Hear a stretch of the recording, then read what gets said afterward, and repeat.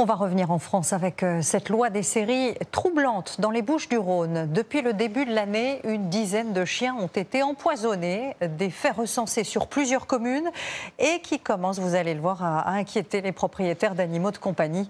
Anaïs Kroutz et Marwan Jit. Ah, il était beau, il était gentil. En l'espace d'un mois, Loïc et Célia ont retrouvé leurs 2 chiens agonisant chez eux.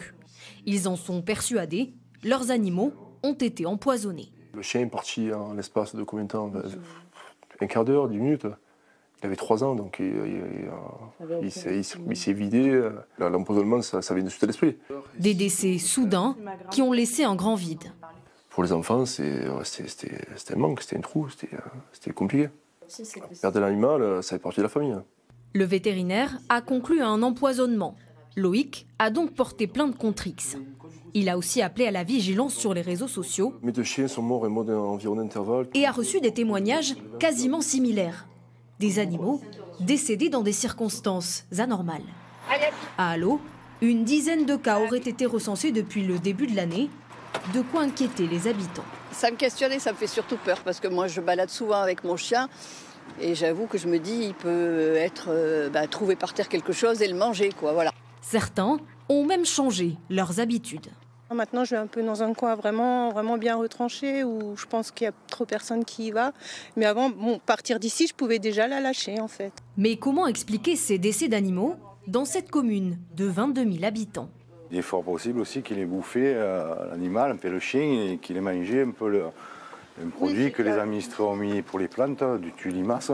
Pour le savoir, ces agents de la protection animale patrouillent régulièrement pour retracer le parcours de promenade des chiens concernés. Nous, on essaie de repérer s'il y a quelque chose qui attire notre attention pour savoir s'il y aurait, mettons, quelque chose qui ne devrait pas être là. On cherche à comprendre, on ne sait pas. La municipalité a lancé un appel à témoins. Les caméras de vidéosurveillance ont aussi été vérifiées, mais elles n'ont pour l'heure rien montré. L'enquête pourrait donc s'orienter vers un acte malveillant. Dans ce magasin de jardinage, le gérant nous explique avoir eu affaire à des clients qui ne cachent pas du tout leurs intentions. Elle nous a posé la question directement, sans problème pour elle, en disant comment je peux faire pour tuer les chats des voisins. Et ce n'est pas un cas isolé. Sur une année, on va dire, on a toujours 15-20 demandes faciles, exclusivement pour tuer des chiens des voisins, tuer les chats des voisins. La SPA de Marseille enquête aussi sur ces décès inexpliqués. Et pour elle, les actes de cruauté envers les animaux sont de plus en plus fréquents. On a eu des communes autour de Marseille, pareil, qui ont été touchées par ce fléau. C'est un phénomène malheureusement qui devient récurrent dans le département, mais pas que, ça touche la France entière, voire les pays d'Europe. Si on n'arrête pas tout de suite ce phénomène-là, ça peut prendre une ampleur et malheureusement ça continue.